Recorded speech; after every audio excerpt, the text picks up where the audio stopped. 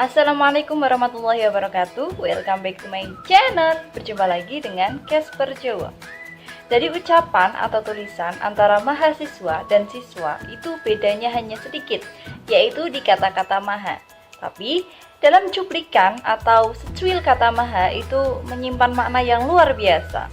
Kalau menurut KBBI atau Kamus Besar Bahasa Indonesia, maha itu berarti sangat, amat, ataupun teramat.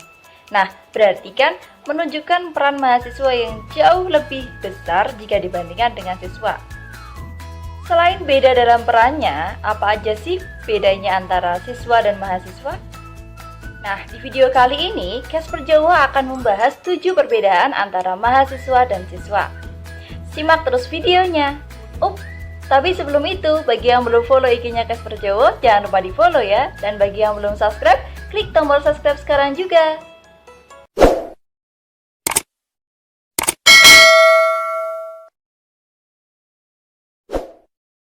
Yang pertama, mahasiswa harus berpikir secara rasional. Mahasiswa harus sudah mampu berpikir secara rasional. Artinya, mahasiswa harus mampu menghadapi dan memecahkan segala macam permasalahan secara logis. Logis yang dimaksud sesuai dengan realita, keadaan, ataupun ilmiah. Tentunya tidak mengambil tindakan yang jelas-jelas hanya merugikan diri sendiri dan orang lain. Nah, contohnya nih, misalkan ada orang sakit. Nah, di budaya setempat ngajarinya kalau ada orang sakit itu harus memukul 7 orang misalkan, supaya penyakitnya cepat pergi atau sembuh. Nah, yang ada bukannya cepat pergi atau sembuh penyakitnya, kalau 7 orang itu nggak tahu budaya kalian, pastinya nanti akan terjadi baku hantam karena 7 orang tadi akan memukul balik kalian. Kalau kalian seorang mahasiswa ataupun orang yang punya pemikiran secara ilmiah, harusnya berpikir secara logis.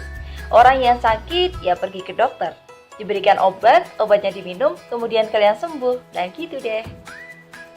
Yang kedua, kritis. Itulah ciri khas mahasiswa. Kata kritis yang dimaksud bukan orang yang sakit, kemudian kritis meninggal, bukan itu ya. Kritis di sini maksudnya mahasiswa tidak hanya menerima hal begitu aja. Bukan asal nerima iya gitu ya. Namun juga mempertanyakan sampai mana kredibilitas suatu hal. Bahkan bukan hanya sampai pada tahap mempertanyakan kredibilitas, namun sebagai seorang mahasiswa harus mampu membuktikan kredibilitas suatu hal dengan cara yang logis. Contohnya nih, kalian anak fisika. Kemudian aku cerita, kemarin aku habis perjalanan dari Bojonegoro ke Surabaya naik motor Matic. Setengah jam udah nyampe ke sana loh. Misal kalian sebagai seorang mahasiswa yang tahu ilmunya, yang kalian pikirkan apa? Percaya nggak? Seharusnya kalau kalian seorang mahasiswa fisika, ya harusnya bisa mengaplikasikan ilmu yang sudah kalian dapatkan di kampus di dalam kehidupan sehari-hari. Jarak antara Bojonegoro Surabaya itu kurang lebih 110 km. Nah, buat mengukur kecepatan itu kan jarak dibagi waktu. Jarak 110 dibagi tadi waktunya kan setengah jam, berarti kecepatannya 220 km per jam. Ngeri juga ya. Motor Matic itu maksimalnya kurang lebih 140 km per jam.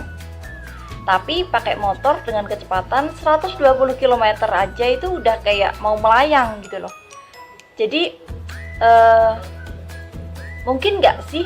Nah, disitulah letak rasionalnya. Yang ketiga, mahasiswa berorientasi ke masa depan. Berpikir jauh ke depan, itulah yang setidaknya yang mahasiswa perlu lakukan sedini mungkin. Tidak hanya melihat beberapa hari ke depan aja, namun mahasiswa mampu merencanakan 1 atau 2 tahun ke depan. Karena realitanya, sekarang banyak banget mahasiswa untuk 1 tahun ke depan aja belum ada plan sama sekali. Terus, apa bedanya kalian dengan siswa? Yang keempat, mahasiswa mampu memikul tanggung jawab yang berat pula.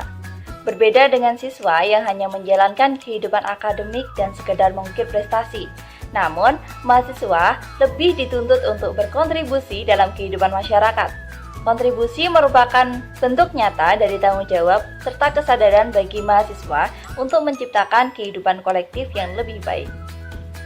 Makanya dalam tingkat mahasiswa itu ada yang namanya KKN atau kuliah kerja nyata, yang tujuannya supaya kalian disuruh mengaplikasikan ilmu yang sudah kalian peroleh di dunia kampus untuk kalian terapkan di dunia nyata. Kalian disuruh berbaur dengan masyarakat baru, memecahkan masalah, bahkan sampai mengatasi masalah. Yang kelima, berani bertindak dan berani bersuara. Ada kalanya mahasiswa perlu menyampaikan suaranya, perlu mengambil tindakan tertentu, selama tindakan dan ucapan tersebut benar adanya dan dilakukan untuk kepentingan bersama, bukan hanya untuk diri sendiri. Perlu diingat juga bahwa apa yang dilakukan ataupun apa yang diutarakan harus bisa dipertanggungjawabkan secara rasional. Makanya banyak banget masyarakat awam yang mempercayai mahasiswa untuk menyuarakan hati mereka. Tapi yang perlu diingat, jangan sampai rasis. Yang keenam, mahasiswa bisa beradaptasi di lingkungan sosial. Mahasiswa perlu mengendalikan ego dengan baik agar mampu beradaptasi dengan lingkungannya dan bisa diterima oleh orang lain. Kemampuan adaptasi sosial sangat membantu kehidupan mahasiswa, terutama saat bekerja sama dalam organisasi, terlebih lagi saat memasuki dunia kerja. Jadi, tidak hanya pandai di dalam bidang akademik saja. Yang ketujuh, pribadi yang mandiri. Mahasiswa merupakan pribadi yang mandiri. Berbeda dengan siswa yang melulu disajikan pengetahuan dan wawasan baru, mahasiswa justru harus mengeksplor sendiri wawasan yang dimilikinya. Ketidaktergantungan mahasiswa dengan orang lain juga merupakan wujud mahasiswa yang mandiri. Makanya tidak heran, dalam proses perkuliahan sering dapat tugas portofolio. Kalau nggak gitu disuruh mencari permasalahan, kemudian kalian disuruh memecahkan masalah itu sendiri. Kalau orang yang nggak tahu sih mungkin akan berpikiran, kurang kerjaan banget sih, gitu ya. Tapi asal kalian tahu, itulah sebenarnya yang membedakan kalian dengan siswa.